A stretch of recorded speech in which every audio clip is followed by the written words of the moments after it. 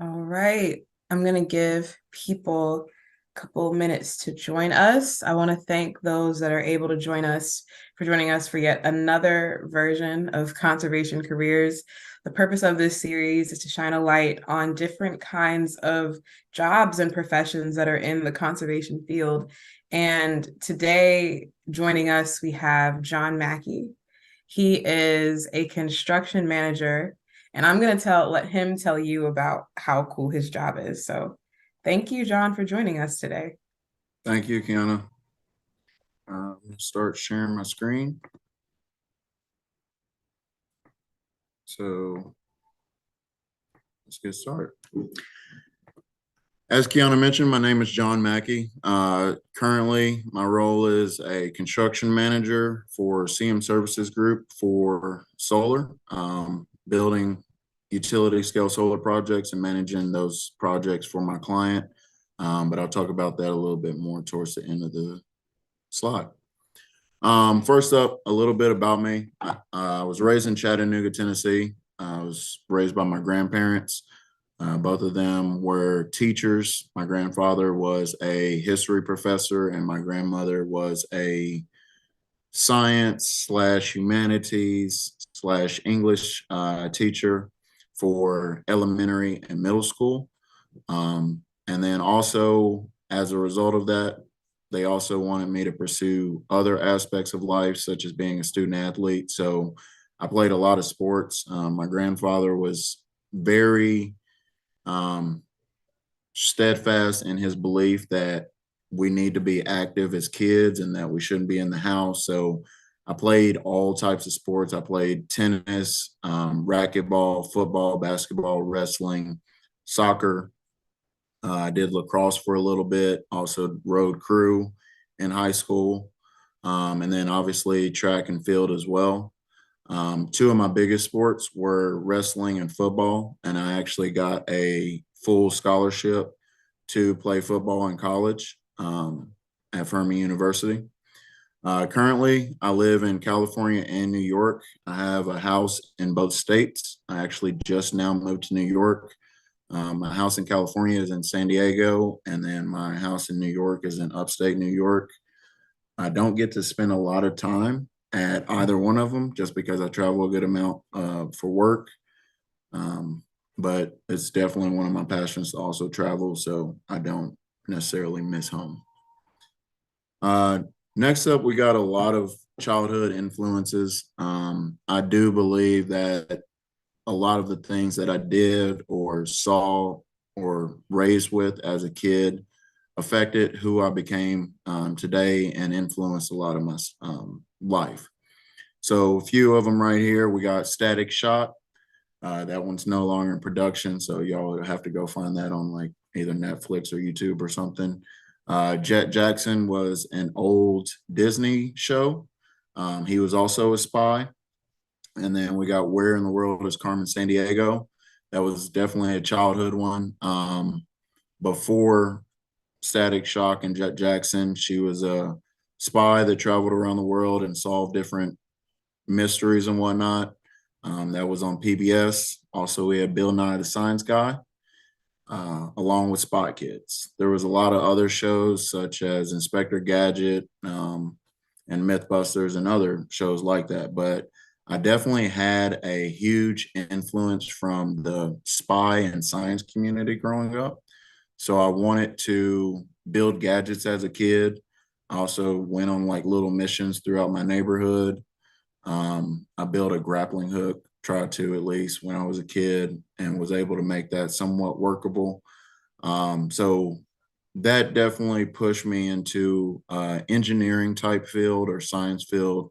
Um, Going through school, I always said I was going to be an engineer.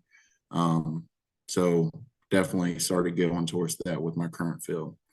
Additionally, some other influences that I had is huge.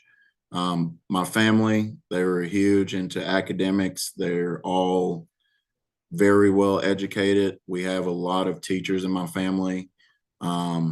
And now more so, we're getting a lot more engineers and scientists and whatnot. So it's definitely showing that what influences you have as a kid are definitely going to bring you up. One picture I would like to point out is the bottom right one. My grandfather in the cap, he's shaking John Lewis's hand. He was a huge civil rights activist, and my grandfather actually knew him somewhat personally. This photo was taken during Obama's inauguration. We went there for his first inauguration, so that was a huge influence on my life. Um, Additionally, I did not, outside of my family, have a lot of Black influences growing up. As you can see in the top left corner, um, most of the people I went to high school with, I went to a private high school, private elementary and middle school. And so a lot of the kids that I went to school with were predominantly white. So didn't have a lot of people around me that looked like me and sort of were raised the same way as me. I was not rich growing up. We were lower middle class, but we did what we had to get by and to make the best lives for ourselves. So going to private school in middle school and elementary, I was able to, because of my grades, also get some financial assistance to do that. And I definitely recommend like play sports, do go pursue whatever hobbies you have because those things can give you other benefits in life. Like I said, I still had good grades as well, so that helped me out a good bit. Additionally, James Bond, I'm not sure if a lot of people know who Pierce Brosnan James Bond was, but that's the James Bond that I grew up with. I still love movies. I still love the James Bond series. And so movies are still a huge influence in my life. But like I said, these are definitely things that push me to grow into who I am today and help me continue to still dream and pursue other passions. Um, Moving forward to getting out of sort of the high school range, I went to college at Furman University. I was a student athlete. Um, we won the conference in the 2013 year. And then I also got to present my senior thesis report. I created a solar potential map for my campus. And so the way of doing that was I took GIS um, and LIDAR information from the county and put that into a roster map and was able to figure out how much potential energy we were able to create from solar on the site. I also got to work a little bit with the University of Michigan to do that.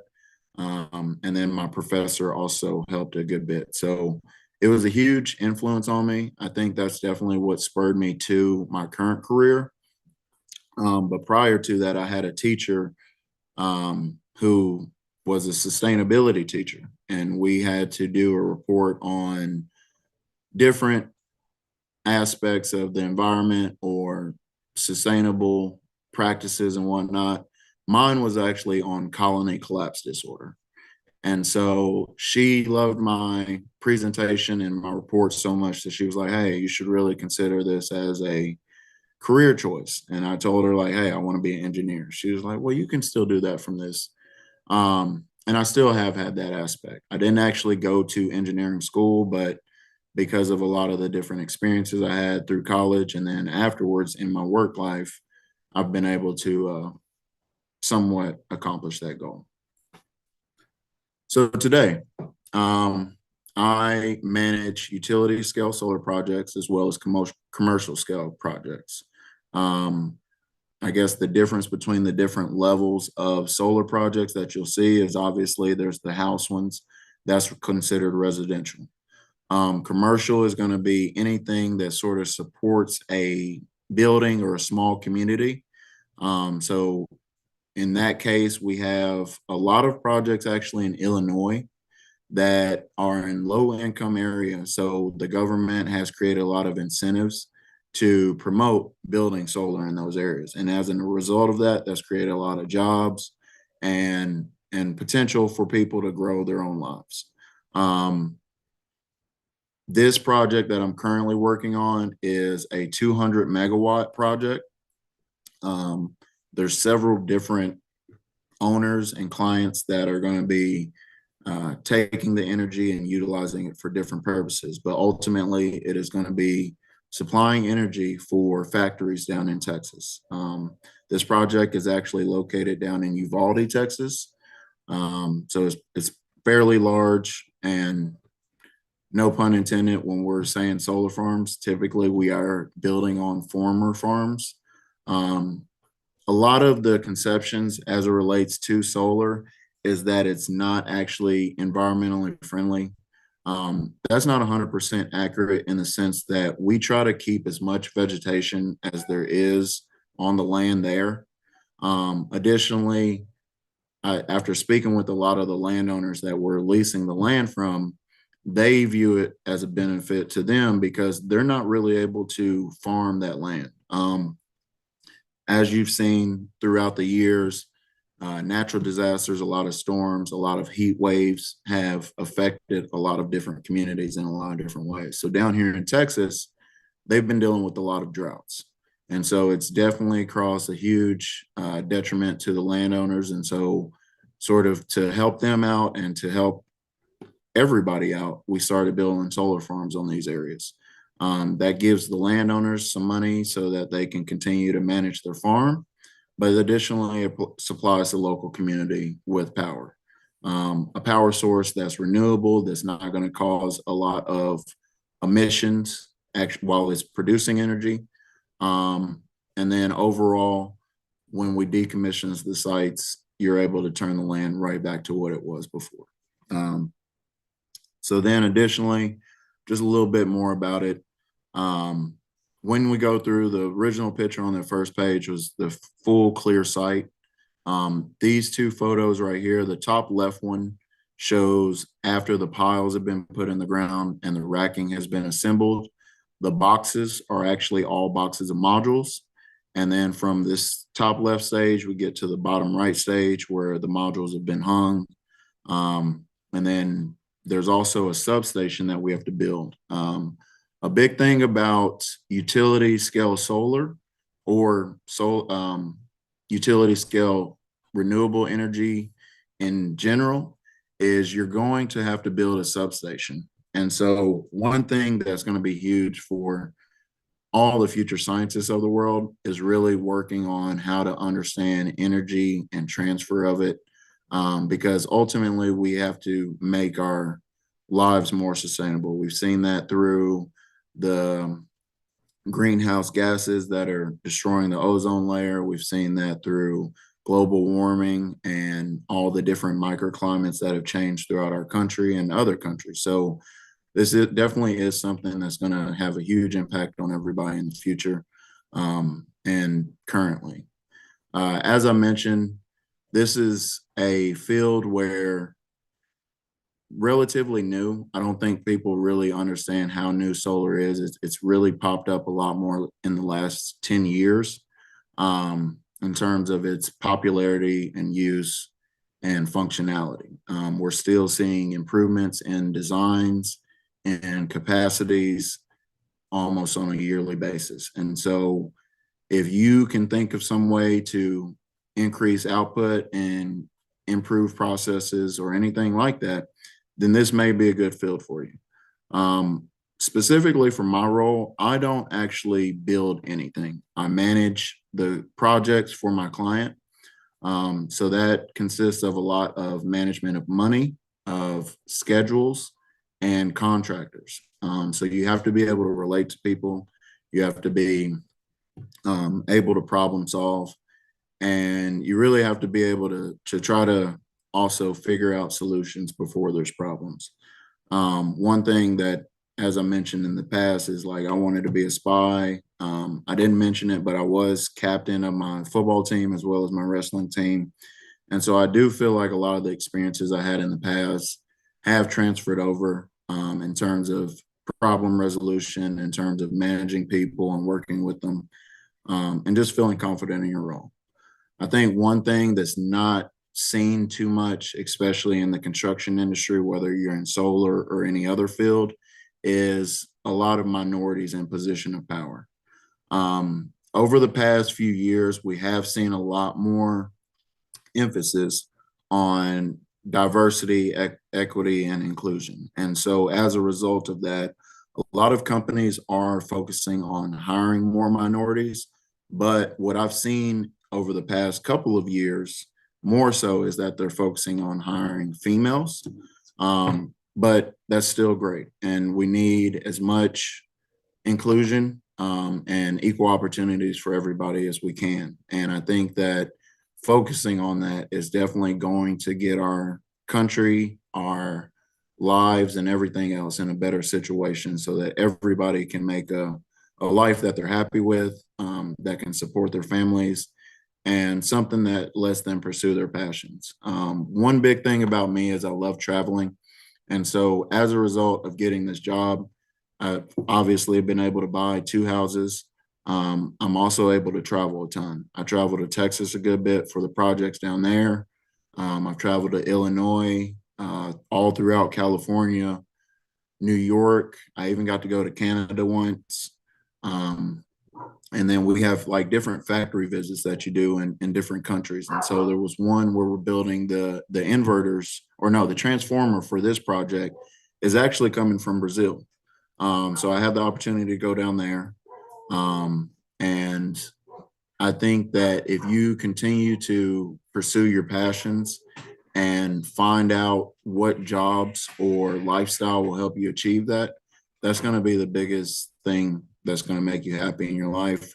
Don't ever let anybody tell you that you can't do something or whatever, because if you can figure it out, you might not be great in school, but you can still get stuff done in the regular world without a lot of school. I think we've seen that a lot with IT jobs and different fields over the past few years. So I would just simply say continue pursuing your passions.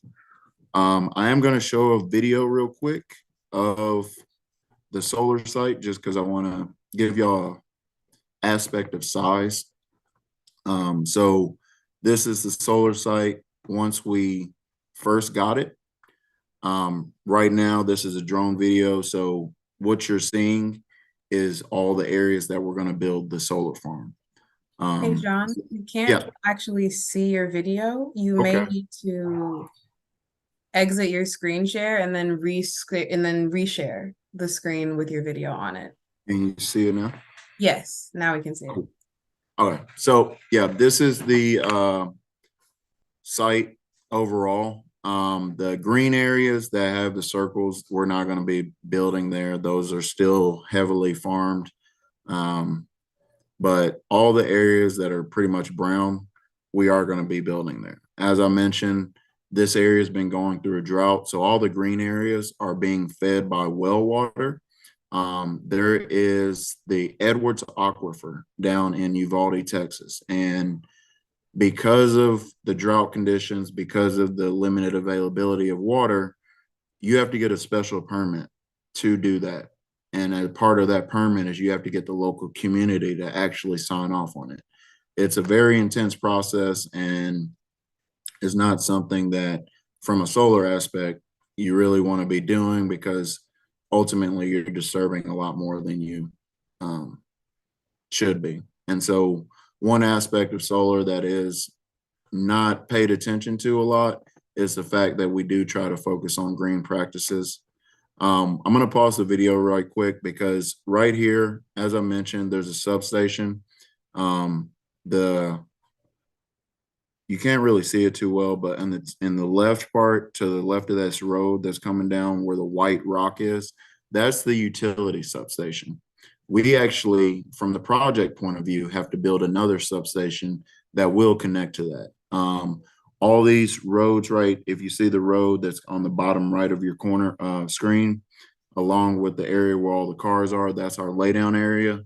The road is actually going into the circuit. And so where these little divots in the road are is where inverters are going to be put. There's already cable under the ground, so you can't see that, but there's a lot that goes into building a solar farm. And so it's cool to see it all come together. I've been on this project for almost a year now, and we still have another year to go. So it's definitely been huge. It's been fun. And I've loved every moment of it. Additionally, let me show this other video. Give me a second.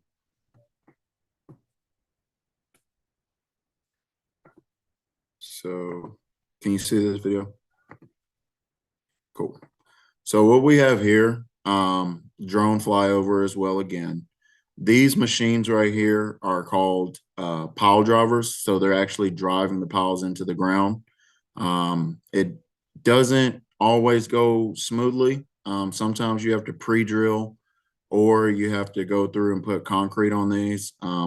That's obviously not something you want to do. You want to do as little disturbance as possible. So on this site, we're actually able to just drive them all in. It's been really good.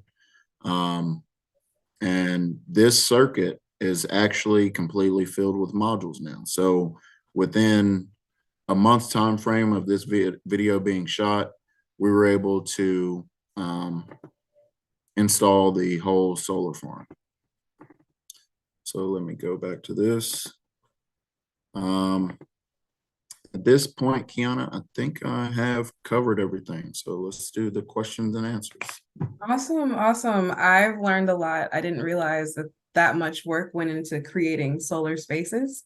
Yeah, And we do have a classroom joining us from Winona Park Elementary, and they did send you some questions. nice. So I would be happy to share those with you. The Awesome. first one, a lot of them are related to being a construction manager. So the first one is, what does a construction manager do compared to all the other jobs that you see on a construction site? What's the responsibility of being the manager? Yeah. So that's a great question. And it's not a simple answer, to be honest with you. There's a lot of different roles and responsibilities for different construction managers. It depends, honestly, what kind of company you're with and how their organization chart runs. For my current role, I am a construction manager within a construction management services group for Solve Energy. We're actually the #1 EPC and O&M provider for solar in the country. So if you want a job, come check it out. It'll be a good time. But in my specific role, as I mentioned, I manage clients' portfolios of projects. So what happened on this current project is I got put onto it towards the end of last year. At that time, we were working through contract negotiation as well as procurement of all the major components of the project. Because of COVID and because of supply chain issues over the past few years, procurement is a huge area of expertise and focus that a lot of companies have actually built full groups for, and we do have a procurement department within our company. Um, but as I said, I manage the client portfolio. So I help them with the contract negotiations to ensure that the contract is something that is going to give them a project or product that they ultimately can live with and be happy with. Additionally, those contract negotiations sort of stipulate how payments are released, how the work should be done, different requirements from either the utility, from the client themselves, or from local communities. Um, and then as through working through that process, we have to pull permits as well. So you work with the different utilities or local entities within the city or county that you're working.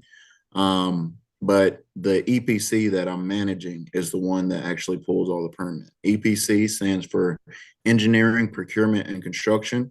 You can think of them as a contractor that has a full service portfolio. So they do the design for the project, they procure all the major equipment that the owner has not already bought. In most cases with solar, you're going to see that the owner will already purchase the modules because there's a huge demand for modules, and because of a lot of different tariffs and government regulations, it's better to just go ahead and have the modules on hand.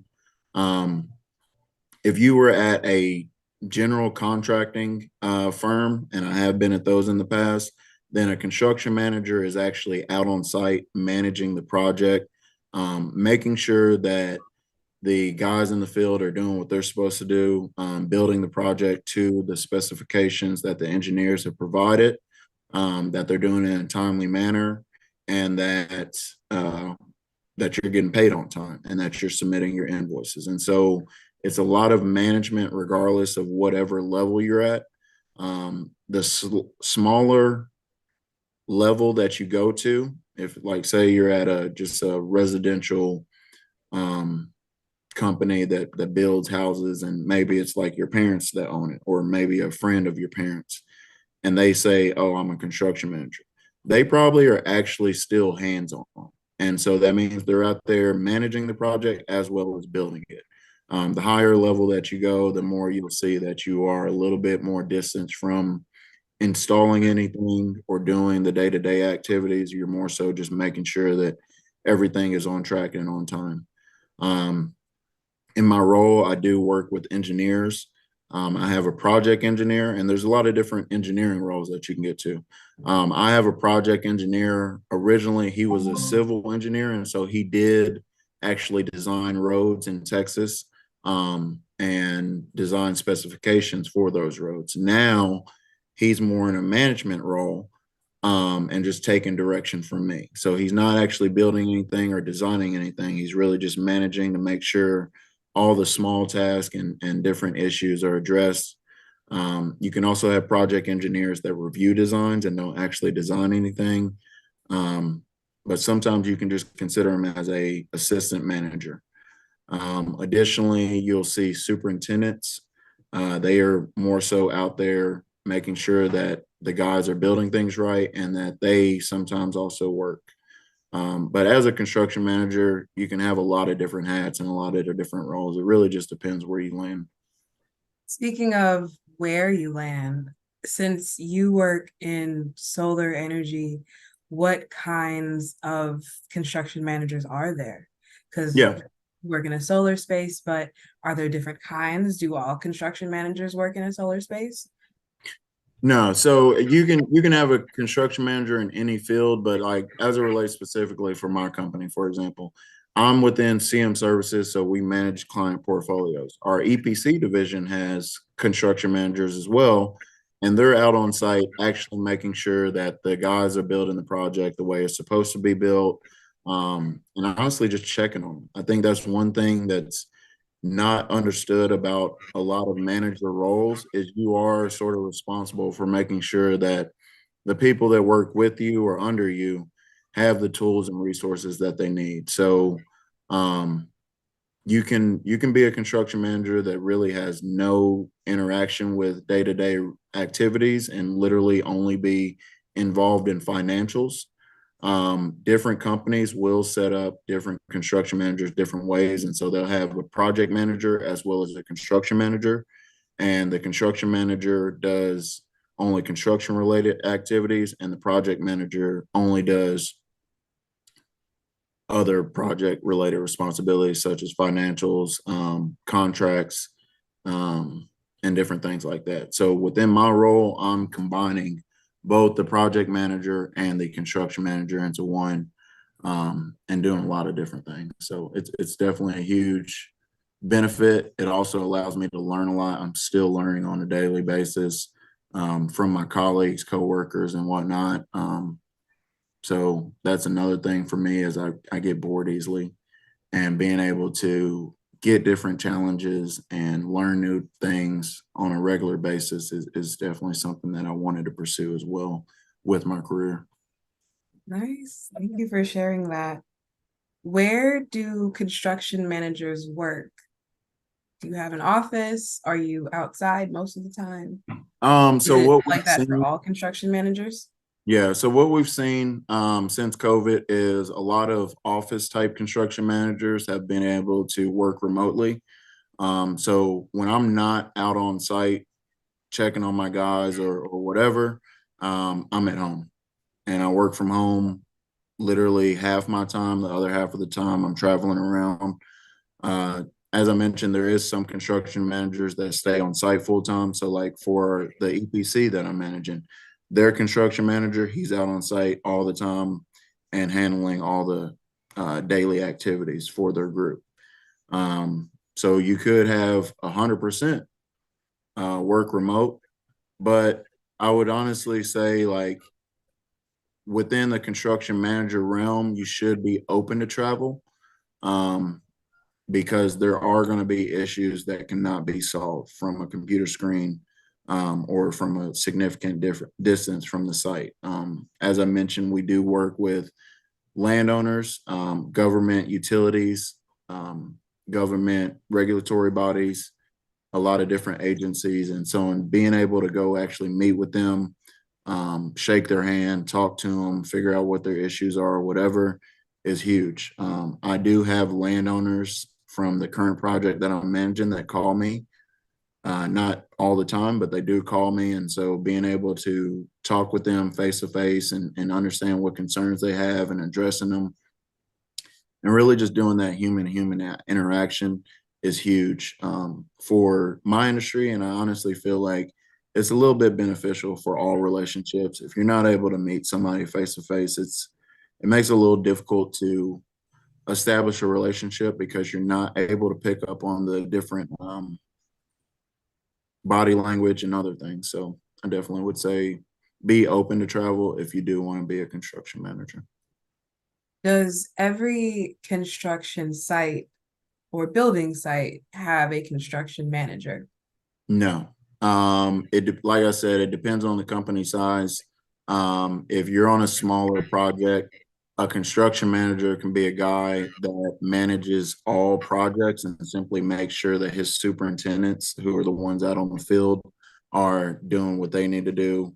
And he could be like a guy that's considered more so a director, and then just has a bunch of people report to him, but not actually going out to the site. So it's definitely, you're definitely gonna have to do some research, I guess, into what specifically you want to be doing. If you don't want to be um, dealing with a lot of projects, because obviously all those projects have different issues, so you have to work on a lot of different stuff at the same time. And multitasking is a huge part of that. So if you're not able to handle all those different projects and whatnot, then finding a smaller sort of construction company with a dedicated project that you're going to be on would be best if you don't want to deal with a lot of projects at once. Yeah. Thank you for that answer.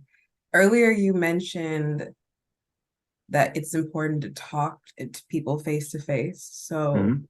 what are some of the skills that you would need that you maybe don't think about when you're getting a job that were important for you and your job that maybe Yeah. weren't on the job description?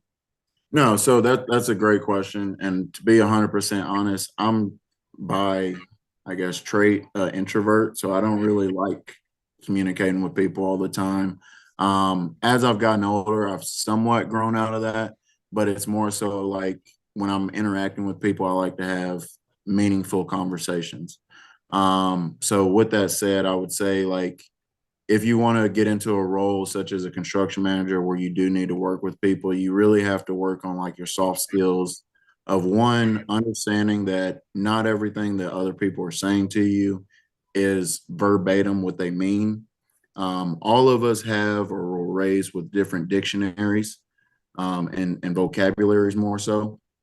And so the way that we all perceive different words or actions, um, needs to be understood a little bit better. And so asking questions to clarify things is huge. Also, just making sure on the front end of any new projects or clients that you're working with or anything, that you do go meet with them and create that bond so that y'all are able to really say, like, hey, I can call you, we can just talk it out and get through whatever we need to get through. One thing that I've learned, though, as well, is you have to be personable. And so being able to take your own life, anything that you may be doing, like say, hey, I like to watch football on Sunday. So talking to other people about that, that helps build that bond. Because then it's like, hey, we're not always talking about work. It's not always just a relationship where you're having to supply something to me. And I know, like, with it coming from a middle school, you probably haven't experienced that too much yet. But one thing that you'll see as you get older is a lot of relationships can be just somewhat one-sided, where you're always either providing something from somebody or you're always asking from something from somebody, and you have to be able to give and take. I think the best example that I could give you right now is probably with your parents and your chores. Um, you have chores that help out your parents because they have other jobs that they need to do. They ask you to do those chores, and ultimately they still take care of you and provide you food and clothing and everything else. And so just understanding that there is a give and take to all relationships, and not thinking that you're, I guess, too big to talk to other people.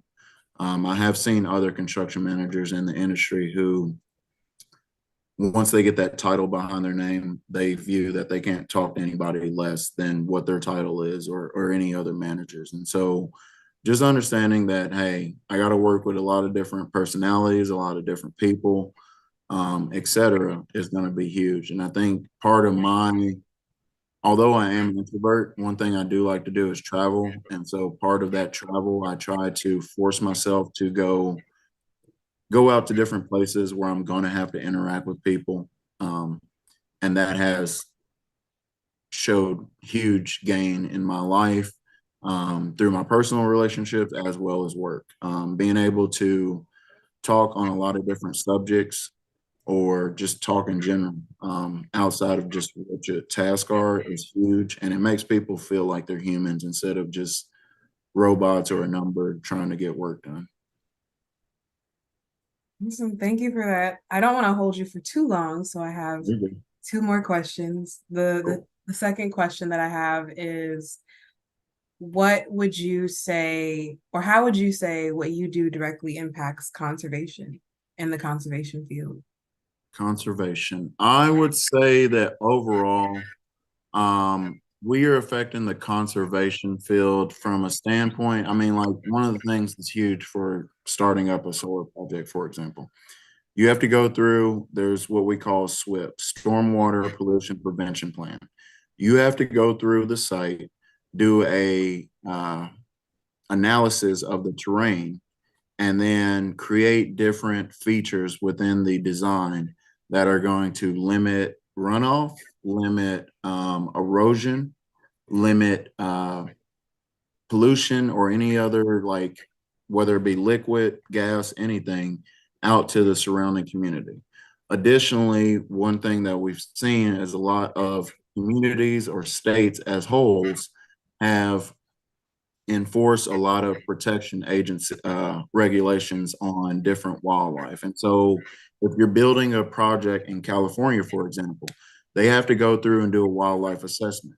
Part of that is they're looking for desert tortoises that actually burrow into the ground. And so you're not able to build near those dens. Additionally, we have to put in certain types of fence to allow uh, animals such as the desert tortoise or other hares and whatnot that have somewhat of a migratory pattern or a pattern that they travel.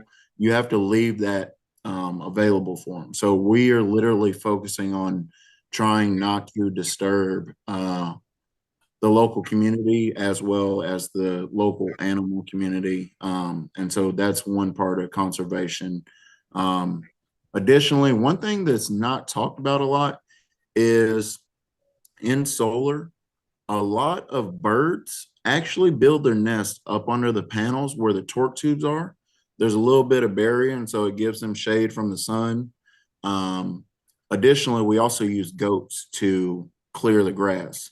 So definitely work on, like, sustainable and conservative methods of building, as well as just interacting with everybody around us. Thank you for that answer. I have one last question for you, and that is, if you could give any piece of advice to your younger self about Mhm. how to get to where you are now, or something that you wish you would have known when you were younger, what would you say? Honestly, I would say go bigger. As a kid, I was definitely more so motivated by my dreams and aspirations. I mean, honestly, even as it relates to, like, my current career, I didn't. decide what I was going to do until close to senior year of college. Um, and even after then, I was still like, do I really want to do this? And I think I still do that on a daily basis. But really just pursuing your dreams and passions. Don't let anybody tell you that what you're saying or thinking or believing is any less of a possibility or truth than you believe in it. I mean, if you're steadfast in your beliefs, and you have a support for that, then you can accomplish anything you want. As I mentioned, if you have things that influence you, whether it be different TV shows, different friend groups, different athletes, different scientists, any public figure or anything, try to figure out what they did growing up, or what they did to get to that point in their life. See if that's the sort of direction that you want to travel, because there really is a blueprint to most careers and paths, unless there's a new path or career that you want to create. And if that's the case, then I'll give you my full support. And I think you should pursue that, because without dreamers, without focusing on what makes us happy and enjoying life, we just get into a groove where everything's sort of boring and monotonous, and you don't want to live that way. So just keep on pursuing what you want to do. There is a way to make it work. As I mentioned, like I like to travel, but I also have the goal of retiring by 45. So buying properties is a part of that. And yeah, just keep on pursuing all your dreams and aspirations. Don't ever feel like you need to grow up too quick, because even as a grown up, I still do a lot of things that people will consider childish. And it's because as a kid, I didn't get to do that, whether it be because I was told no or didn't have the resources. So keep your same passions, keep your same dreams, and just live true to yourself. Awesome. Well, thank you so much for joining us, John. I really hope that everyone that joined us today learned something new about solar construction management. I had no idea, and now I know a lot. So I really appreciate you taking the time. For those that are joining us, this has been recorded and you will be able to access it after today. And I hope that you continue to join us for our upcoming presentations next month in October. We're going to be joined by representatives from the West Atlanta Watershed Alliance and the Amphibian Foundation. So, All right. that being said, I hope everyone has a wonderful day. One more thing, Kiana. Yeah. Solve Energy does have internships. They also have a lot of community engagement. So I will share the website with you, as well as trying to put you in contact with our people engagement. So if anybody would like to try to set up some sort of school demo or just learn more, we send out solar cars as well to different schools and whatnot. That gives you a little bit of dabble into the solar industry, but there's a lot of opportunities out there, and really just talking with people and finding out what kind of internships or other opportunities are available is going to be huge. But I'll share that information with you so that you can send that out. Yes, please send that my way. I'd be happy to share it. Cool. All right. Thank you, See everyone. you. I hope everyone has a great day. See Bye, you. John.